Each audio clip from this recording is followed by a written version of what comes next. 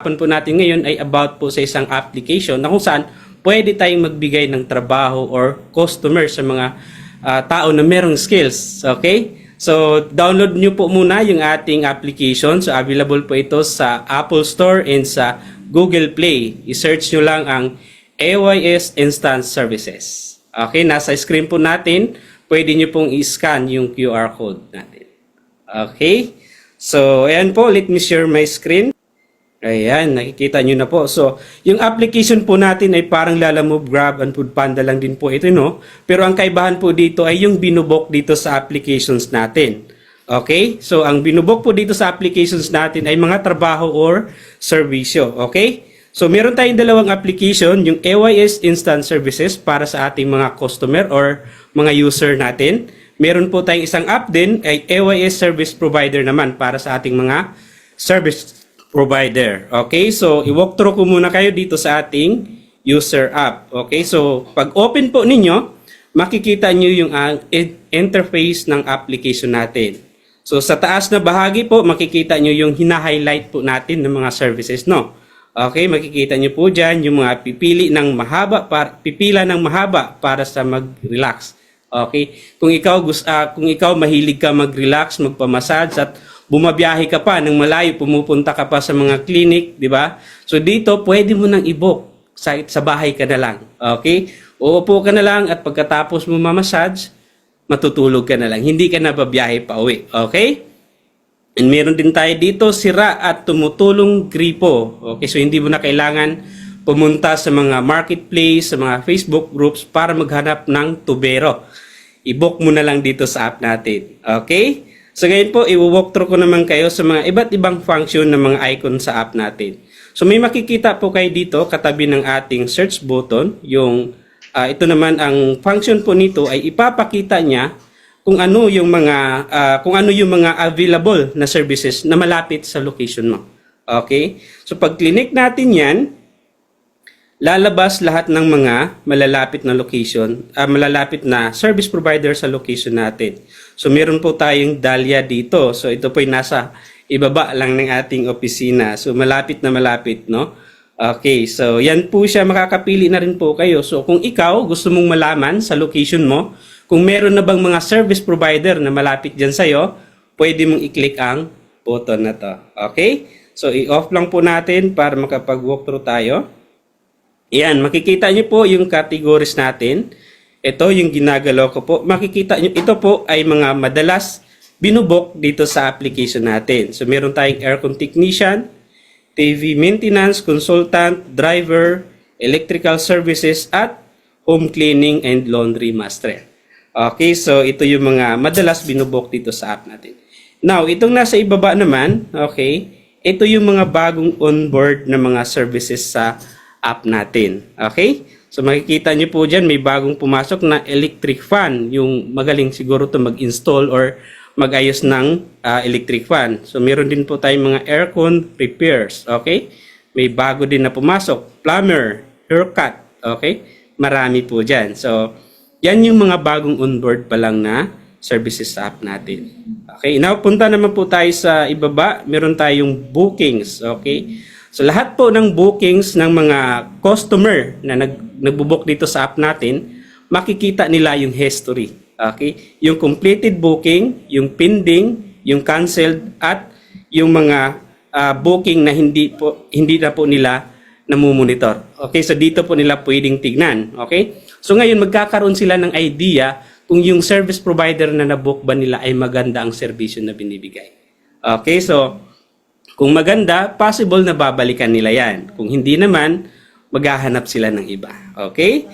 So, next naman sa categories, lahat ng klase ng services na cater na ng app natin, makikita nyo po dito. So, meron tayong accountant and bookkeeping. Meron tayong aircon technician, tutorial, at marami pang iba.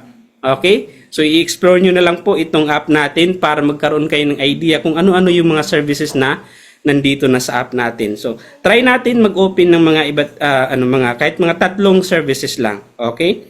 Unahin natin yung legal services. Okay? Makikita niyo na po dito, may mga legal services na. Okay? Andyan na yung price at anong klase ng services na kailangan mo. Okay?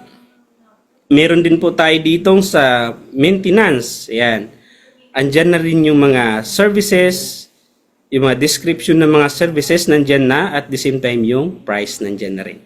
So yun po yung maganda sa application natin, no? Kung for example magbubook ka, meron ng price, hindi ka na manghuhula at hindi ka na matataga kung magkano yung price na ibibigay sa iyo. Okay? So dito meron na. So parang ano lang ito, parang Grab lang. Bago mo i-confirm yung booking, nandun na yung price. Okay? So back tayo. Physical therapy, ayan, tignan din natin. So iba't ibang klase ng massage nandito na.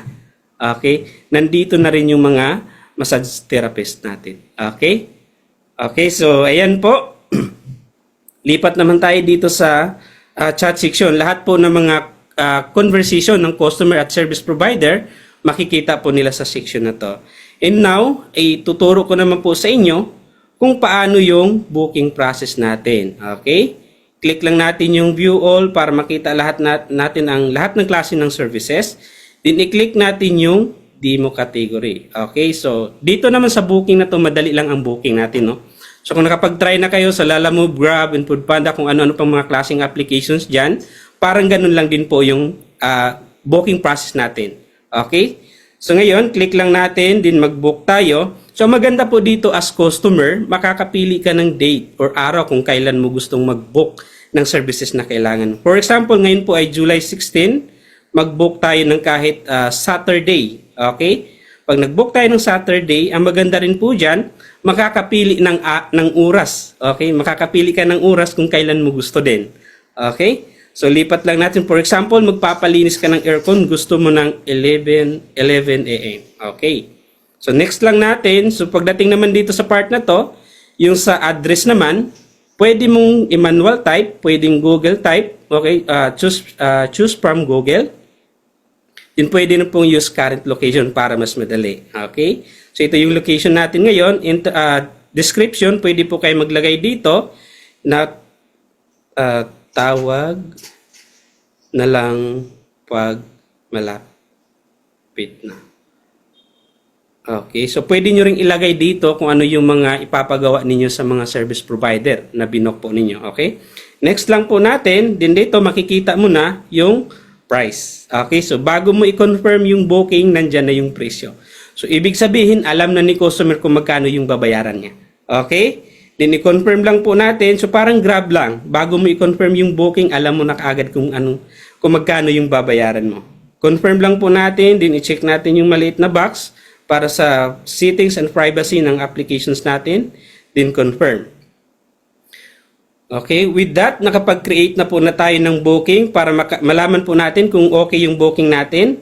Pupunta po tayo sa home at i-check natin yung booking. So, nandito po yung ginawa nating booking, nakapinding po siya. Okay, ngayon naman po, pupunta tayo sa app ng mga service providers natin.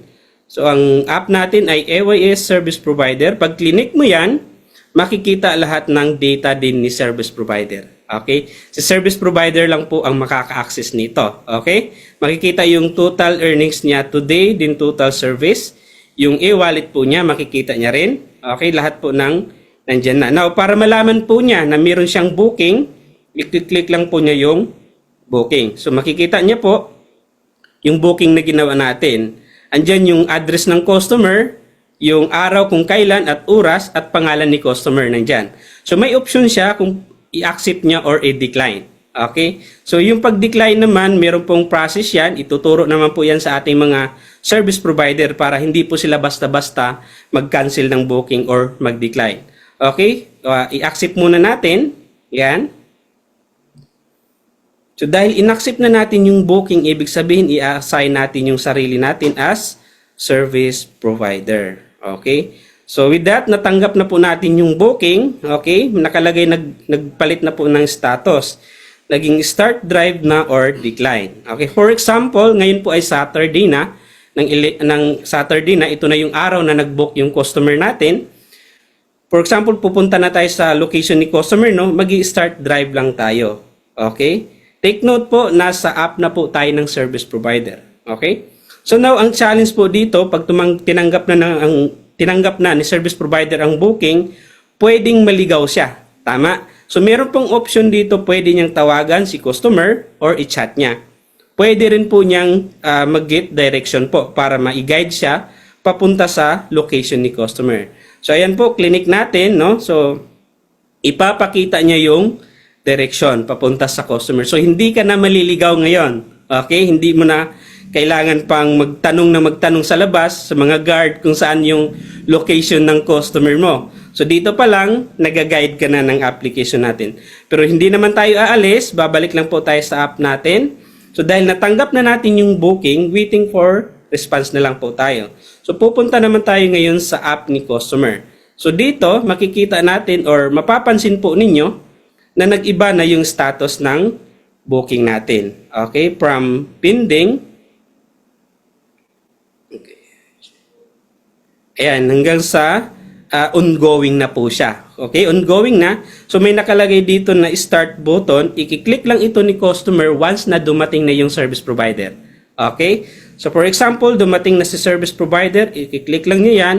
So ibig sabihin, nagsisimula nang magtrabaho yung ating service provider. Then may nakalagay na naman dyan, nagbabago na yung kanyang status, may hold or done. Yung hold, ginagamit natin yan. For example, mayroong kailangan pang i-provide na materials doon sa kailangan trabahuin ng ating service provider, no? So, for example, tapos na yung trabaho, i-click lang din ni customer yung done. Okay? So, kung done na, ibig sabihin, po-proceed na tayo doon sa payment option. So, now, dahil done na tayo, pupunta tayo dito sa app ni service provider. Makikita nyo naman ngayon dito, merong complete or add extra charge. Okay, for example, nagpalinis pa ng another aircon yung customer natin, per booking po kasi isa lang yung service na yon. Okay? So, pwedeng mag-add extra charge. For example, dalawa ang pinapalinis niya. Okay, gagawin po natin. For example, add extra charge. Ang details dito ay plus 1 AC. Then amount, for example, ay 1,000 din. So, kanina bago tayo mag-book, may 1,000 na babayaran si customer. Now, dahil nag-add extra charge tayo, makikita po yan or magre-reflect po yan real time dito sa ating application na may nadagdag na 1,000 dahil nagpalinis pa siya ng isang aircon. Okay? So, ngayon, magbabayad na yung ating customer. Okay? So, dito naman sa app ni customer, naka-update din yan, real time din. Makikita rin niya na 2,000 na yung babayaran niya. Okay? So, dahil magbabayad niya na siya, i-click lang niya yung Pay Now. Ayan. So, ibig sabihin, nagbayad na si customer. So, paano naman ngayon magbabayad si customer? Pwede bang credit card yan? Pwede bang e-wallet? Pwede bang cash? Okay? So, ang option po natin ngayon ay cash or GCash. Okay? Depende po yan sa mapagkasunduan ng dalawang parte ng service provider at customer natin kung ano po yung convenient para sa kanila. Okay? So, next po, dahil naka-pending approval po yan, punta tayo sa app ni service provider. Makikita po natin dito na confirm payment. So, kailangan lang pong i-confirm ng ating service provider na nagbayad na si customer. So, lagay lang po natin dyan, done. Okay, confirm. Ano yan? So, si service provider, pwede po siya mag-upload ng kanyang mga before and after ng service niya. Okay? Para ma-rate ng mga customer na nagbubook sa kanya. Okay? So, ngayon, pwede rin po ito sa customer side naman. Okay? Maraming mga customer na naghahanap ng resibo. Tama? At isa ito sa challenge ng mga service provider or mga freelancer. Dahil wala silang maibibigay na resibo. So dito po sa App Your Servicio, worry no more kasi meron na tayong resibo. Magre-request na lang yung ating mga customer, okay? Mag-request invoice lang po sila. And with that, isi-send po ng app doon sa email ni customer yung resibo na hinihingi niya. So ikaw na service provider, hindi mo na problema yung resibo. Okay? So with that po, tapos na yung ating booking process, no? Sobrang dali lang, napakabilis lang yung booking process natin.